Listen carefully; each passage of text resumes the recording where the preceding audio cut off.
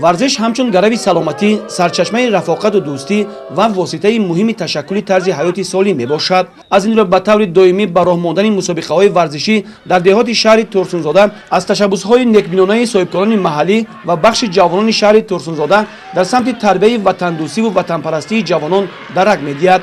فوتبال عمومی چون نمود ورزش مشهور دنیا در شهر و دهات شهر ترسونزاده نیز مخلصان و هواداران زیاد دارد. طول یک ماه است که از طرف جوانان تشبسکار شهر ترسونزاده مسابقه فوتبال گذرانده شد که با اون 20 دسته از تمام دهه‌های حدودی شهر شامل بودند.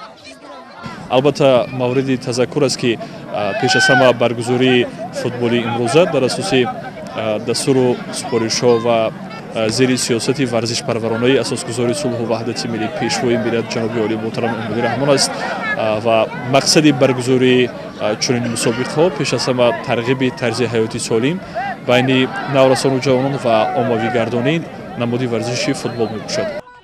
هر یک دسته با اسلوب و مهارت به خود خاص در میدان هنرنمایی نمودند، کوشش نمودند که تا از جایزه تصدیداده کمیته تدارکات بی بهره نمانند. بعد بازی‌های گروهی معلوم گشت که دسته‌های فوتبالبازان شهرک کهنه و بازار مرکزی شهر از پرقوت‌ترین‌ها محسوب یافتند در دور فینالی شرکت ورزیدند.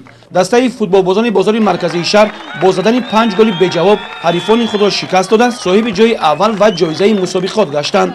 غالیبان و بازیگران بهترین مسابقه از طرف بخش جوانان نزد مقامات اجرایی حکومت دولتی شهر ترسونزاده با مدال، افتخارنامه و تحفه‌های خاطروی سرفراز گردیدند.